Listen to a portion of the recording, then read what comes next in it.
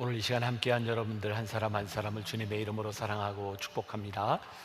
아마 부득이하게 또 이 자리에 참여하지 못하고 화면 앞에서 예배를 드리는 분들도 있습니다. 우리가 오늘 지킨 이 예배의 자리가, 우리가 드리는 이 예배가 한 주간을 살아가는 정말 힘과 능력이 되었으면 좋겠습니다.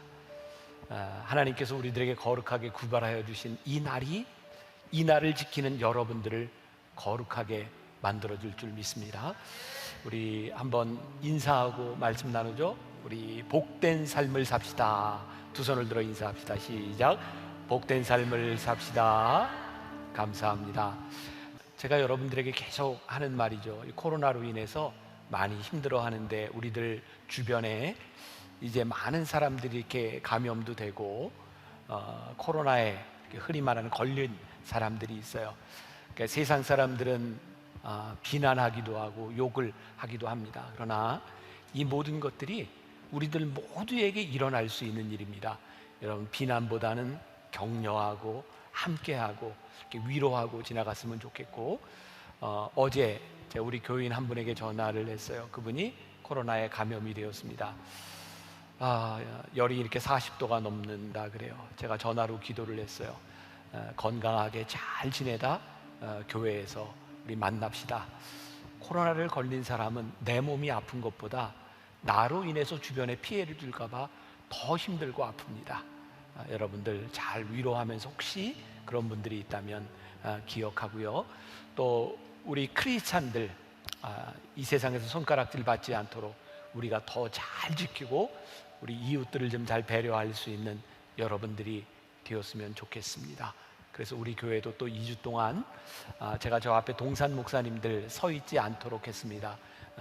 서 있으면 가까이 가서 또 인사해야 되고 하니까 2주 동안은 우리가 멀리 떨어져서, 그래서 이제 기도도 우리들이 안수기도하고 하는 일들은 2주 동안 조금 하지 않도록 이렇게 했으니까 여러분들 잘 기억하시고 잘 지켜주시면 좋을 것 같습니다. 자, 오늘 복 있는 삶을 살기로 결심하다, 우리들 6번째 시간입니다. 복으로는 벌써 5번째 복이 되었고요. 오늘은 긍휼히 여기는 자는 복이 있다, 이 말씀을 함께 나누려고 합니다. 말씀을 이렇게 한 주 한 주 묵상하고 지나가다 보니까 이 말씀이 이런 의미가 있구나 라고 하는 것을 새롭게 깨닫게 되는 부분들도 있습니다. 모르겠어요. 예수님이 이런 의도로 말씀을 하셨는지 모르겠지만 저에게 또 하나 깨달아지는 것이 있어요. 지난주까지 4개의 복에 대한 말씀을 나눴어요. 첫 번째, 마음이 가난한 자. 두 번째, 애통하는 자. 세 번째, 온유한 자. 네 번째, 의에 줄이고 목마른 자. 모르는 사람은 그냥 끄덕끄덕이라고도 해주세요. 이 4가지를 가만히 보니까 이 4가지의 복은 우리들의 내적인 부분에 나와 관계된 내 내면의 삶에 대한 문제구나. 그런데 이제 오늘부터 시작하는 4개의 복은 가만히 보니까 내적인 나에게서 타인에게로 향하고 있는 복이라는 것을 깨닫게 됩니다. 오늘 긍휼히 여기는 자는 복이 있나니, 이것이 누군가를 향한 긍휼의 마음인 것을 우리들이 보게 됩니다. 이 긍휼의 복 역시 우리들의 삶의 태도, 우리의 생각이 바뀌어지지 않으면 이 세상에서 그렇게 복으로 느껴지지 않을 것 같아요. 세상 사람들은 우리들에게 뭐라고 얘기합니다. 그렇게 마음이 쉽게 흔들려서는 안 돼. 누군가를 긍휼히 여긴다고 하는 그런 마음들 때문에 우리는 때때로 사기를 당하기도 해요. 마음의 상처를 입기도 합니다. 쉽게 속는 사람 세상에서 복되다고 여기지 않습니다. 그런데 오늘 예수님은 우리들에게 이렇게 말씀하세요. 긍휼히 여기는 자는 복이 있다. 유진 피터스는 메시지 성경에서 이 부분을 이렇게 표현하고 있습니다. 영어로 되어 있는데 보셨죠? 네. 무슨 의미인가? 우리들이 누군가를 긍휼히 여길 때 우리들이 하나님께 긍휼을 받고 있구나, 이것을 느끼는 것이 복이라는 거예요. 긍휼함을 우리들이 가장 명확하게 느끼는 순간이 언제냐면 우리들이 누군가를 긍휼히 여길 때라는 거예요. 긍휼히 여기는 자는 복이 있다. 제가 오늘 이 말씀을 가지고 우리 묵상팀들과 함께 이제 나누는 이야기 가운데 한 분이 이런 이야기를 했어요. 이분은 누군가에게 나누어주고 베푸는 일을 잘 하던 분입니다. 그런데 사람들이 계속 이게 도와달라는 이야기를 할 때 이분에게 투정이 생겼대요. 하나님, 저도 이제 고만 돕고 편안하게 살고 싶어요.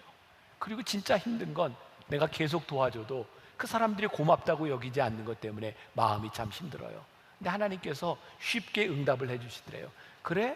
좋다. 그러면 이제부터 너는 그만 주는 자가 되고 받는 자가 되면 되겠구나. 그 순간 이분이 하나님께 바로 기도했대요. 아니에요, 하나님. 제가 했던 거 없던 걸로 하겠습니다. 제가 만다교회 목회를 하면서 저도 이제 간혹 당황스러운 일을 경험합니다. 예배를 마치고 났는데 알지도 못하는 분이 계속해서 저를 따라오면서 도와달라는 이야기를 해요. 긍휼히 여겨달라는 이야기를 합니다. 힘들어요. 그러나 때로는 죄송합니다, 짜증이 나고 힘들기도 한데 우리들이 누군가에게 가서 나를 도와주세요 하는 사람이 되는 것보다 누군가 나에게 도와달라고 하는 인생을 사는 것 자체가 하나님 앞에 우리들이 복을 받은 사람이 아닌가. 여러분들 중에는 여러분들 가정에 누구나 어떤 가정에든 그런 십자가 아픔들이 있어요. 꼭 그 한 사람 때문에 모든 가족의 사람들이 힘들어하게 되고 그 사람을 돕는 것 때문에 어려워하는 가정들을 봅니다. 그래서 우리들에게 불평이 생기기도 하죠. 근데 가만히 생각해 보면 누군가 도움을 받아야 되는 그 사람이 아니라 내가 힘들지만 그 사람을 도와야 되는 위치에 있다고 하는 것이 우리들에게 얼마나 큰 복이겠습니까? 또 하나의 이 통찰을 하게 되는데, 이 긍휼이라고 하는 것은 옳고 그름에 대한 문제 혹은 정의의 문제가 아닌 것 같다는 생각을 하게 됩니다. 존 메가더 목사님의 팔복이라고 하는 책에 보면 긍휼, 용서, 사랑 그리고 공의의 관계에 대한 부분들을 이야기하고 있어요. 먼저 긍휼과 용서에 대한 부분에서 이렇게 이야기하고 있는데, 제가 어제부터 오늘 10시 예배 계속 설교를 하는데 읽어줘도 별로 이렇게 이해가 잘 되는 것 같지 않아요. 근데 여러분들 수준을 보겠습니다. 제가 한번 읽어드릴게요. 긍휼은 용서 뒤에 있다. 긍휼과 용서는 단짝이다. 우리는 용서로 표현되지 않는 긍휼을 생각할 수 없으며 긍휼에서 근원하지 않는 용서도 생각할 수 없다. 그러나 용서는 긍휼의 유일한 표현은 아니다. 긍휼은 용서보다 훨씬 더 큰 개념이며 용서는 긍휼의 한 행동이다. 네, 수준이 지난 예배 시간보다 훨씬 난 것 같아요. 긍휼은 용서보다 훨씬 더 큰 거예요. 우리들이 긍휼히 여기기 때문에 용서라고 하는 행동이 나오는 거죠. 여러분, 우리들이 살아간 우리들의 삶에서 누군가를 용서할 수 있다는 게 큰 축복이죠. 용서는 또 다른 긍휼을 낳고 긍휼이 선순환되는 것이 우리의 인생에 얼마나 큰 축복이겠어요. 그런데 이 긍휼이 나에게서 근원하고 있는 것이 아니라 하나님과 관계된 것이라는 거예요. 혹시 우리들의 삶에 우리들이 살아가면서 긍휼한 마음을 잃어버렸다면 어쩌면 우리와 하나님 사이의 관계가 끊어졌는지 몰라요. 긍휼한 마음이 드는 것, 그것이 우리들에게 큰 축복이고 긍휼한 마음이 드는 것, 그것이 하나님과 우리들 사이의 관계가 계속되고 있다는 것, 이것이 우리들에게 참 큰 축복이다. 제가 긍휼은 옳고 그름 흑백의 논리로 이야기할 수 있는 것이 아니다라는 말씀을 드렸어요. 어제가 광복절이었습니다. 제가 이 말씀 설교를 1년 훨씬 전에 이렇게 써놓았던 글인데, 야, 하나님이 이때에 이런 말씀을 미리 준비시키셨구나 하는 생각이 듭니다. 우리 역사에서 가장 아픈 것 중에 하나가 일제강점기를 지나갔던 우리들의 모습이죠. 그 시기를 지나가면서 친일, 반일, 그것들이 우리의 역사 속에 큰 상처로 남아있어요.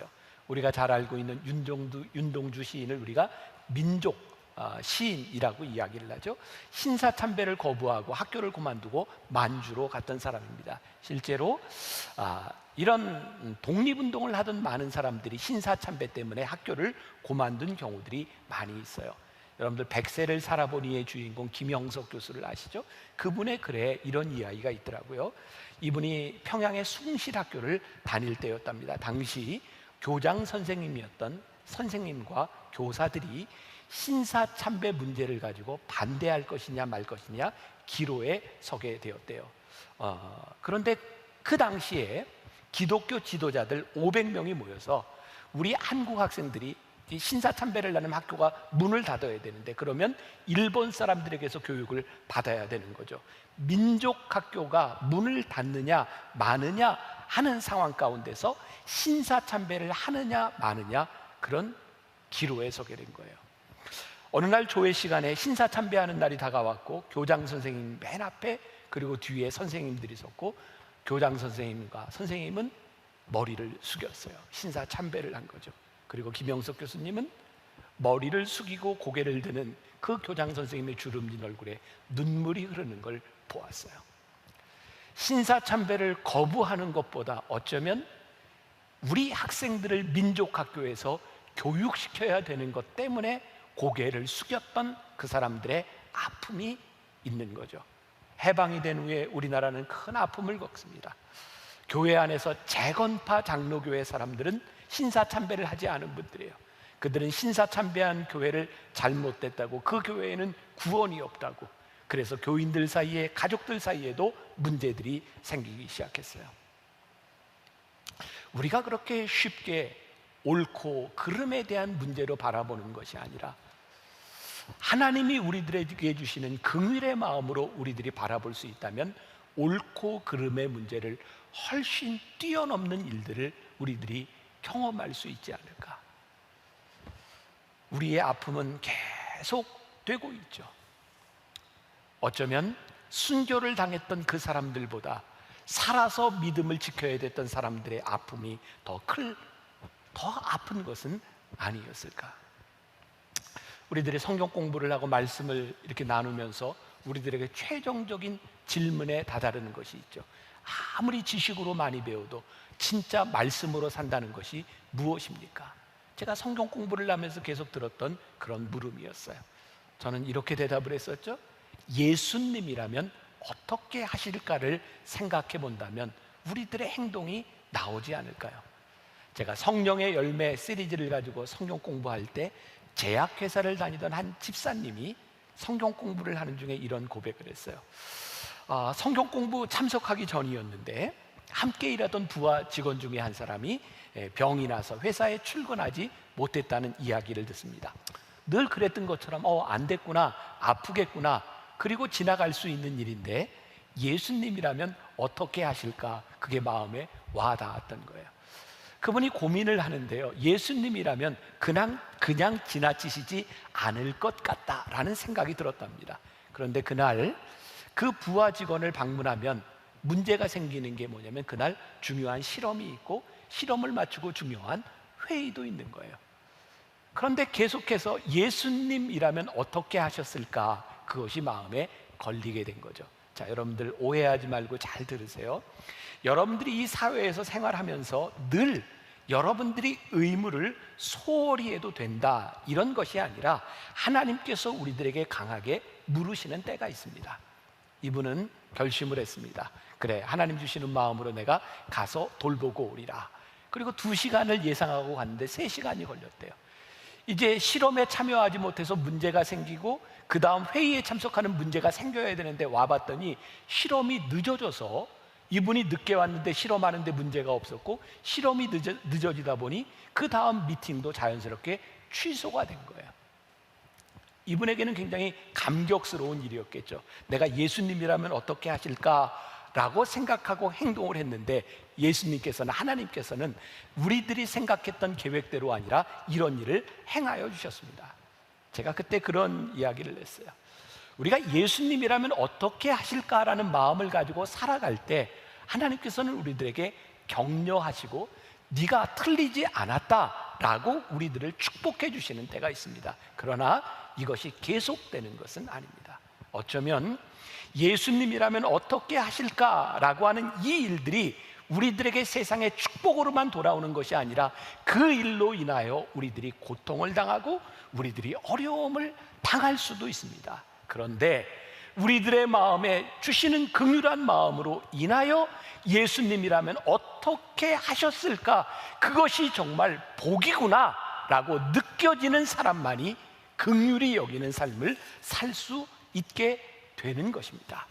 긍휼히 여긴다고 하는 것, 그것은 오늘 마태복음 5장 7절에서 긍휼히 여기는 자는 복이 있나니 그들이 긍휼히 여김을 받으리라 말씀하고 있어요. 이 문장은 둘로 쪼개서 볼 수 있을 것 같아요. 하나는 너희가 주어가 될 수 있을 것 같아요. 너희가 다른 사람을 긍휼히 여기면, 또 하나의 주어가 있죠. 하나님이 너희를 긍휼히 여길 것이다. 처음에 네 가지 복이 마음의 상태였다면, 이제 다음에 네 가지 복은 우리들의 삶으로 나타나는 것인데, 너희들이 긍휼히 여길 때 하나님께서 우리를 긍휼히 여길 것이다. 저는 요즘 한국 교회, 아니 이 사회를 보면서 우리들이 긍휼히 여기는 마음이 없어짐으로 인하여, 쉽게 정죄함으로 인하여 우리들이 생명력을 잃었다는 생각이 들어요. 자, 이게 지금 굉장히 논란의 여지가 되고 있기 때문에 저도 조심스럽고, 여러분들이 오해를 하지 말고 잘 들었으면 좋겠습니다. 요즘 교회에, 이 사회의 큰 이슈 가운데 하나가 차별금지법입니다. 이 차별금지법에는 포괄적으로 모든 차별들을 금지해야 된다는, 그러니까 차별을 금지해야 되는 것에는 큰 문제가 없습니다. 그런데 이 차별금지법 핵심에는 성소수자, 동성연애에 대한 부분들이 들어있어요. 그러니까 우리들이 하나님을 믿는 사람들이 동성연애자들에 대해서 싫다, 나쁘다, 이것은 잘못됐다라고 표현할 수 없는 거예요. 여러분, 성경적으로 우리의 신앙 안에서 하나님께서는 우리들에게 이것을 허락하지 않으셨어요. 그렇기 때문에 이 차별금지법이라고 하는 것이 우리들에게 큰 갈등의 문제를 유발하고 있는데, 저는요, 지금 이 법으로 차별금지법을 찬성하느냐 마느냐 이 문제보다 우리 신앙인들이 가지고 있는 근본적인 문제가 있는 것 같아요.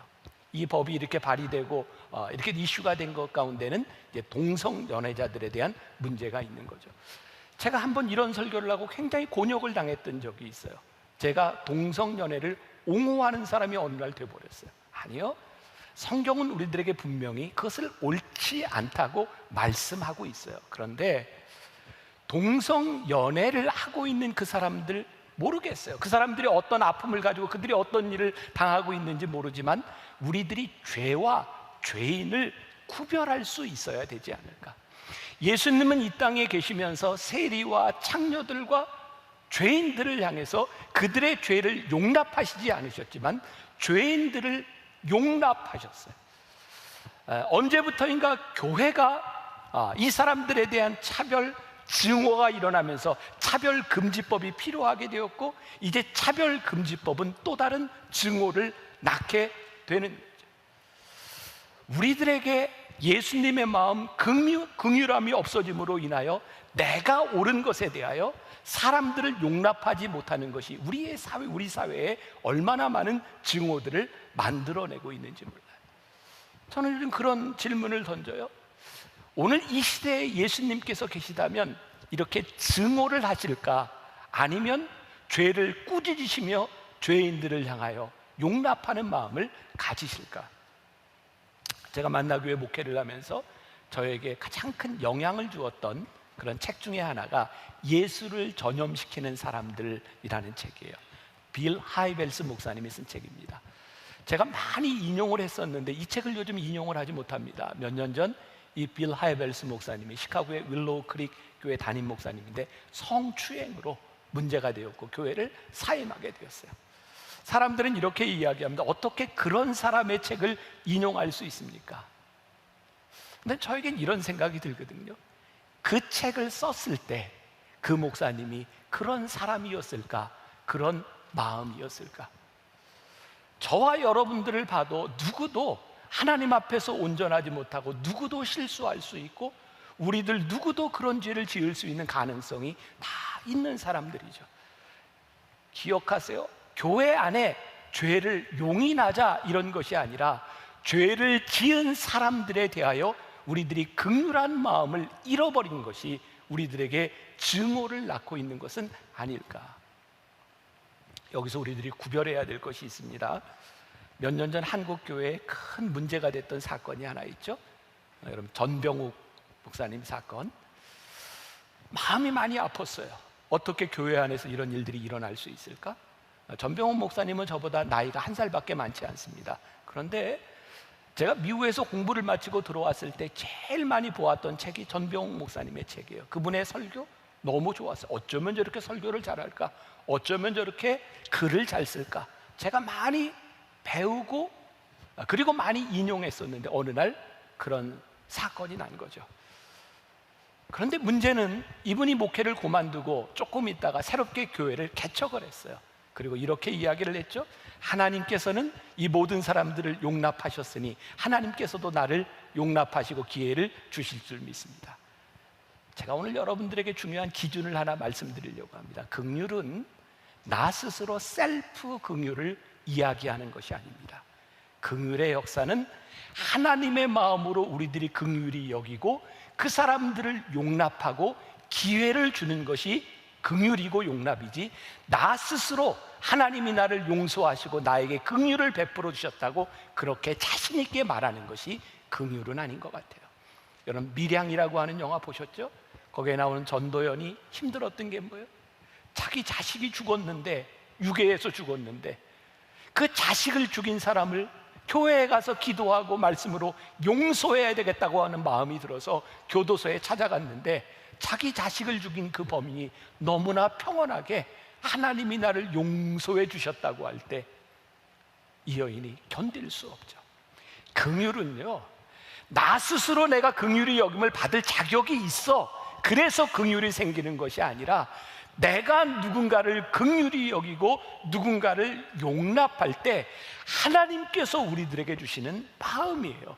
긍휼히 여기는 자는 복이 있나니 긍휼히 여김을 받을 것이며. 예수를 전염시키는 사람들이라고 하는 책에 보면 그런 이야기가 나와요. 예수님께서 이 성경에서 유일하게 누가복음 15장에서 비유를 연달아 3개를 말씀하셨어요. 예수님께서 비유를 말씀하실 때는 비유에 대한 이유를 설명하시는데, 누가복음 15장은 아무런 설명도 하지 않으시고 비유 3개를 연달아 말씀하세요. 어떤 비유? 첫 번째, 잃은 양 한 마리의 비유예요. 100마리의 양을 가지고 있는 주인이 99마리를 놔두고 한 마리 잃은 양을 찾아가는 그 주인의 마음. 그 다음 비유가 연속되죠. 잃어버린 동전의 비유. 10개의 드라크마를 가지고 있는 사람이 하나에 떨어진 동전을 찾기 위해 애쓰는 마음. 그리고 3번째 비유가 나오죠. 돌아온 탕자의 비유였어요. 아버지를 배신하고 떠난 그 아들을 끝까지 기다리는 아버지의 마음. 예수님께서 그 비유를 바리새인들과 사두개인들과 서기관들과 제자들을 향하여 말씀하시고, 예수님께서는 그들의 마음에 어떤 일이 일어나기를 원하셨을 거예요. 얘들아, 이것이 아버지의 마음이야. 잃은 양아 나를 끝까지 찾고 집 나간 탕자를 끝까지 기다리는 아버지의 마음, 이것이 아버지의 긍휼하심이야. 예수님은 그 말씀을 우리들에게 하고 싶으셨던 거죠. 지난해 인도 뭄바이에서 우리 선교팀들이 인도에 있는 선교사님들을 위한 위로회를 냈어요. 생각보다 뭄바이의 물가가 비쌌고요, 현지 사정으로 선교사님들이 많이 모이지도 않았는데 우리 교회에서 교인들의 헌금으로 이렇게 많은 돈을 들여서 이런 행사를 하는 것이 어쩌면 낭비일 것 같다는 생각이 들었어요.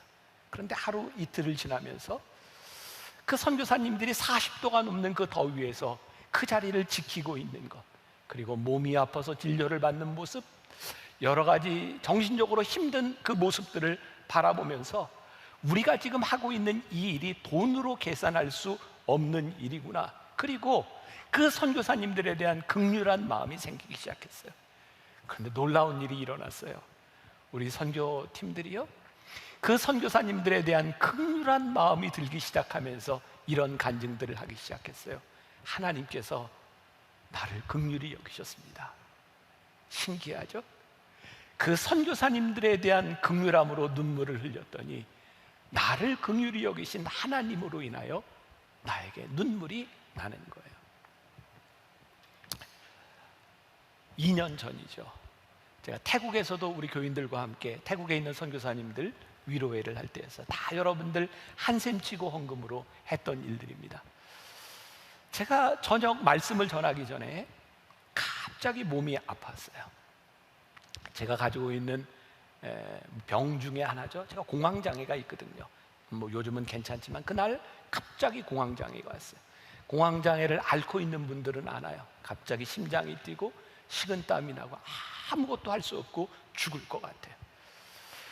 제가 약을 먹고 몸이 진정될 때까지 기다렸다가 집회를 인도했어요. 제가 몬바이에서 지금 여러분들과 나누는 이 말씀을 글로 쓰고 있었어요. 하나님이 그런 마음을 주시더라고요. 하나님이 우리들에게 주시는 긍휼한 마음을 세상은, 사단은 원하지 않는구나. 전 굉장히 강력한 영적 싸움이라는 생각이 들었어요. 우리가 긍휼히 여기는 마음으로 긍휼히 여기는 행동을 하려고 할 때 사단은 결코 그것을 좋아하지 않는다는 거예요. 며칠 전에 제가 우연히 네이버 검색을 하다 보니까 한 분이 그런 질문을 던졌더라고요. 분당에 이사 와서 이렇게 교회를 찾고 있는데 만나교회 가봤더니 굉장히 좋은데 그 교회를 등록하려고 하는데 한 가지 질문이 드는데 혹시 그 담임 목사님이 불치의 병은 아닌지. 아마 그분이 우리 교회에 방문했을 때 제가 몬바이 가기 전에는 또 이석이 굉장히 심해서 일주일 동안 병원에 있다 갔거든요. 아마 그 주에 왔었던 것 같아요. 제가 이제 어지러워서 설교를 하지 못했던데 제가 지금 공개적으로 얘기합니다. 저 불치의 병은 아니고요. 저는 목회를 하면서 제 몸이 아플 때 하나님께서 저에게 주시는 메시지가 분명히 있는 것 같아요. 우리가 누구를 긍휼히 여기고 하나님의 일을 한다고 하는 것들이 그렇게 쉬운 일이 아니지만 그 일들을 통해서 하나님께서 우리들에게 주시는 축복, 내가 너를 긍휼히 여기고 있다. 요한일서 4장 19절에 보니까 이런 말씀이 있습니다. 우리가 사랑함은 그가 먼저 우리를 사랑하셨습니다. 우리가 사랑함은 그가 먼저 우리를 사랑하셨습니다. 이걸 언제 느껴요? 우리가 사랑할 때 그가 우리를 먼저 사랑하셨음을 우리들이 느끼게 되는 거죠. 우리들이 긍휼히 여기지 못하는 삶을 사는 몇 가지 이유가 있는 것 같은데 그 중에 하나, 우리가 참으로 긍휼히 여겨야 될 대상들에 대하여, 긍휼히 여겨야 되는 사람들에 대하여 우리들이 용납하지 못하고 오해하는 것은 아닐까. 2019년 작년이죠. 그 김영석 교수가 쓴 책 중에 교회 밖 하나님의 나라라는 책이 있는데 거기에 이런 글이 하나 실렸어요. 예전에는 그 양조장을 하는 집들이 꽤 부잣집이었던 것 같아요. 이 김영석 교수님이 젊은 시절이죠. 그 같은 그 마을에 양조장을 하는 아주 부잣집이 있었는데 아버지가 세상을 떠나면서 그 아들 둘에게 재산을 물려줬어요. 형과 동생이 잘 삽니다. 형은 신앙생활을 잘하는 교회를 다니는 사람이었고 동생은 신앙생활을 하지 않아요. 동생의 문제는 뭐냐면 술을 너무 많이 먹고 또 아내가 하나가 아니에요. 옛날에는 그런 일들이 좀 많이 있었죠.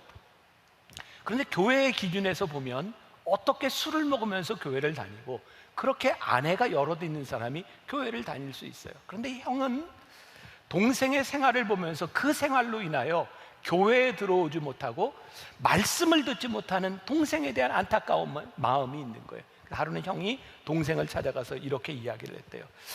자네가 그 아내가 이렇게 둘인 것 때문에 교회를 못 오는 것 같은데 성경에 보면 하나님이 야곱에게 아내를 넷이나 주셨어. 그러니까 교회에 나와서 말씀을 들으라는 거죠. 무슨 이야기일까요? 여러분들 오해하지 마세요. 그 사람이 하고 있는 행동에 대하여 그것이 옳다라고 이야기하는 것이 아니라 그렇게 행동하고 있는 동생에 대한 안타까움 때문에 그 동생을 용납하는 형의 마음이 우리들에게 들어와야 되는 거예요. 우리들이 마땅히 긍휼히 여겨야 될 사람들을 긍휼히 여기지 못하고 그것을 정죄하는 것으로 인하여 우리들이 죄를 짓고 있는 것, 긍휼을 잃어버리고 있는 것은 아닌가. 그래서 오늘 말씀의 결론입니다. 우리가 누군가를 긍휼히 여기기 위하여 우리들에게 필요한 것이 있는데 어쩌면 우리의 생각을 꺾는 용기가 필요하다는 생각이 들어요. 저는 우리의 생각을 꺾을 수 있는 건 용기라고 생각해요. 우리들이 가지고 있는 옳고 그름에 대한 기준, 그것이 하나님의 긍휼하심 앞에서 꺾어지는 것, 이 용기가 우리들에게 필요한 것 같아요. 제가 좀 내추럴한 사람이다 보니까 그냥 속에 있는 이야기를 다 하죠. 혹시라도 또 이 이야기를 통해서 누군가 또 상처를 받을까 봐 염려가 되기는 하지만 하나님께서 주신 마음이기 때문에 지금 나누려고 해요. 벌써 한참 됐어요. 우리 교회에서 2주 동안 하박국 말씀을 가지고 특별 새벽 기도회를 할 때였습니다. 제가 이렇게 말씀을 전하기 전에 앉아 있는데 이렇게 찬양을 인도하던 우리 우미셸 전도사, 여러분들 아시죠? 우미셸 전도사가 이렇게 찬양을 하는데, 손을 들고 찬양하는데 여기에 이렇게 이제 반창고 같은 걸 이렇게 두르고 찬양을 인도하고 있었어요. 이유는 이렇게 어린 시절 여기에 이제 문신을 했는데, 찬양하는 사람이 이렇게 문신한 것, 이것 때문에 혹시 문제가 되지 않을까, 그래서 이렇게 반창고처럼 이렇게 두르고 있었어요. 근데 저에게 하나님이 그런 마음 주셨어요. 저기에서 자유했으면 좋겠다. 그리고 문신을 했던 그것이 문제가 아니라 이 문신한 손을 듣고도 찬양하는 것이 얼마나 복된 일인가. 그래서 제가 나와서 설교하기 전에 우미셸 전도사한테 자유해, 그리고 앞으로 이렇게 두르지 말고 그냥 찬양을 해, 그렇게 이야기를 했어요. 저는 그것이 하나님의 마음이라고 생각하고 그것이 옳은 것이라고 생각했는데, 우리 교인 중에 한 분이 그것 때문에 예배를 드리는데 힘든 거예요. 아무리 그래도 찬양을 하는데 문신을 한 그 찬양, 그것으로 인하여 혹시 내 자녀들이 나쁜 영향을 받지 않을까, 그게 걸린다는 거예요. 그분이 저에게 찾아왔어요. 목사님, 이것 좀 가리고 하면 안 되나요? 근데 제 마음속에 이런 생각이 있는 거죠. 예수님이라면 그렇게 안 하셨을 것 같아요. 자유하게 하셨을 것 같아요. 그것이 제가 생각하는 옳음인 거예요. 근데 하나님께서 이런 마음을 주시더라고요. 그래, 네가 옳을지 몰라. 그런데 너는 그 예배 시간에 마음이 걸리는 한 사람에 대한 긍휼한 마음이 너에게 없니? 내가 옳은 것에 대한 문제가 아니라 그 한 사람에 대한 그 마음이 너에게는 없니? 제가 지난주에 미셸 전도사 불렀어요. 미셸 전도사, 내가 찬양할 때 자유하라고 했는데 찬양하는데 그것 때문에 예배하는데 마음에 걸리는 사람이 있으니 다음부터 어떻게 좀 가려봐. 이렇게 반창고로 말고 뭘 좀 이렇게 칠하고 오든지. 저에게 그 말을 하는 것도 쉬운 일이 아니었고, 사역자의 길을 걷고 있는 사람에게도 쉬운 일은 아니었어요. 그런데 제 마음에, 그래, 내가 옳고 그름에 대한 문제를 주장하는 것보다 한 영혼과 한 사람에 대한 하나님의 마음이 들어와서 내 생각을 꺾는 것도 이게 은혜고 이것이 용기구나. 우리들에게 필요한 긍휼의 마음들, 그것은 어쩌면 내 뜻을 꺾는 용기겠다는 생각이 드는 거예요. 제가 군목 시절 마지막 1년을 대전 통합병원에서 근무를 했어요. 그 병원은 간염 전문 병원이었습니다. 간염으로 입원한 병사들이 반, 그 다음에 이게 대개 이제 척추나 이런 쪽에 다쳐서 입원한 사람들이 반.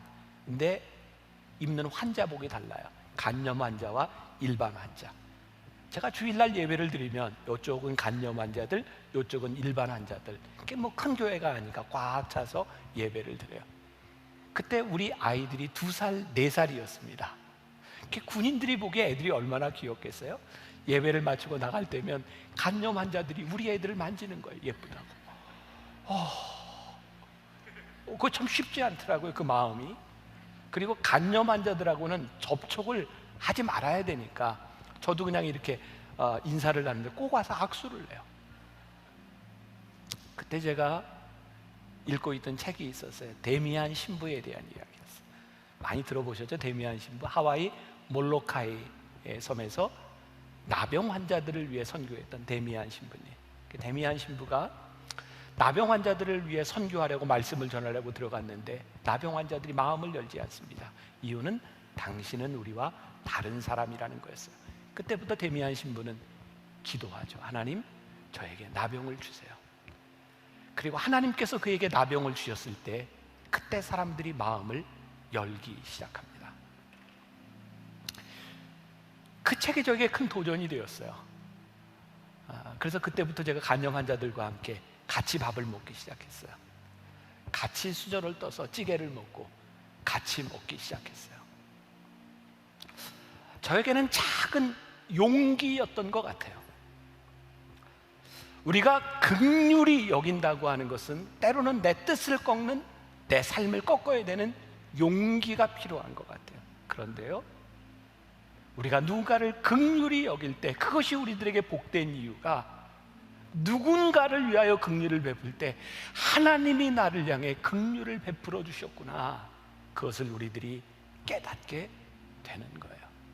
긍휼히 여기는 자는 복이 있나니 저희가 긍휼히 여김을 받을 것이며, 우리가 누군가를 긍휼히 여길 때, 긍휼을 베풀 때 나에게 베풀어 주시는 하나님의 은혜가 깨달아지는 축복, 여러분들에게 그 긍휼히 여기는 복이 임할 수 있기를 주님의 이름으로 간절히 축원합니다.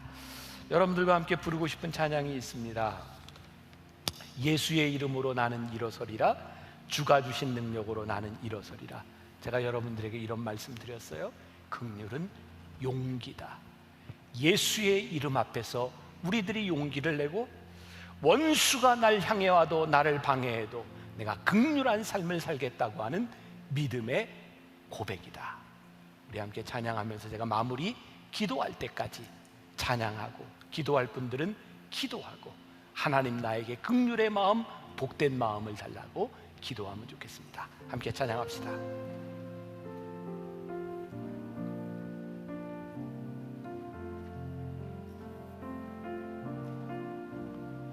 예수의 이름으로 나는 일어서리라, 주가 주신 능력으로 나는 일어서리라, 원수가 날 향해 와도 쓰러지지 않으리, 주가 주신 능력으로, 주가 주신 능력으로, 주가 주신 능력으로 일어서리. 예수의 이름으로, 주님, 우리가 주님의 이름을 힘입어 간절히 기도합니다. 예수의 이름을 힘입어 우리들이 간절히 기도합니다. 주님, 우리들에게 긍휼한 하나님의 마음을 주시기를, 주의 은혜를 주시기를 우리가 간절히 기도합니다. 긍휼히 여길 때 하나님 우리를 긍휼히 여기시는 그 복을 우리들이 누릴 수 있는, 하나님, 귀한 우리 믿음의 사람들이 기도하며 하나님 앞에 담대히 나아갑니다. 주님의 마음으로 살아가기를 소원하며 우리가 주님 앞에 담대히 나아갑니다. 주님, 우리에게 긍휼의 마음을 주셔서 복된 삶을 살게 하여 주옵시고, 예수의 이름을 붙들고 일어서는 사람들, 그 이름 앞에 순종하는 사람들, 주의 이름으로 나가는 자들이 되기를 간절히 소원합니다. 주님, 우리와 함께 하소서. 주님, 우리의 마음을 주장하소서. 주님, 우리의 인생을 주장하여 주옵시고, 주님의 마음으로 아버지 하나님의 마음을 알아 살아갈 수 있는 하나님의 거룩한 사람들 나는 일어서리라, 원수가 날 향해 와도 쓰러지지 않으리, 주가 주신 능력으로, 주가 주신 능력으로, 주가 주신 능력으로 일어서리. 예수의 이름으로 나는 일어서리라. 하나님, 긍휼함이 용기가 필요한 것임을 우리들에게 깨닫게 하셨습니다. 이 세상은 긍휼히 여기는 자를 우매한 자라고 이야기하고, 이 세상의 악한 세력들은 긍휼히 여기는 우리의 마음들을 빼앗아 가려고 합니다. 그래서 우리가 기도합니다. 예수의 이름으로 일어서리라, 주가 주신 능력으로 일어서리라. 긍휼히 여김으로 우리를 긍휼히 여기시는 하나님의 사랑을 체험하고 고백하는 자들이 되게 하여 주옵시고, 주님, 이 사회가, 이 나라가 서로 미워하고 서로 정죄하며 마음 아픈 말들을 참 많이 하는 세상을 살아가고 있는데, 그래서 우리가 복음이 능력이고 소망이고 해답임을 믿습니다. 하나님을 믿는 자들로 인하여 긍휼함을 경험하는 이 세상이 되게 하여 주옵소서. 지금은 우리 주 예수 그리스도의 은혜와 하나님 아버지의 무한하신 사랑과 성령의 인도하심이, 긍휼이 여김이 우리의 인생의 복임을 선포하고 담대히 나가는 당신의 사랑하는 모든 백성들 위해 지금부터 영원까지 함께 하시기를 간절히 축원하옵나이다. 아멘.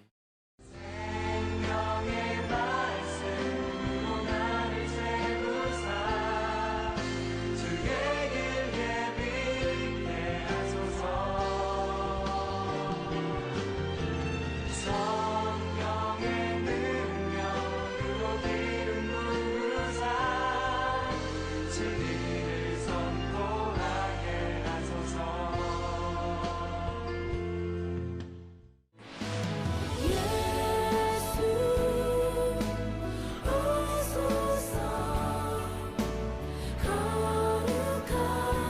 거룩하신 주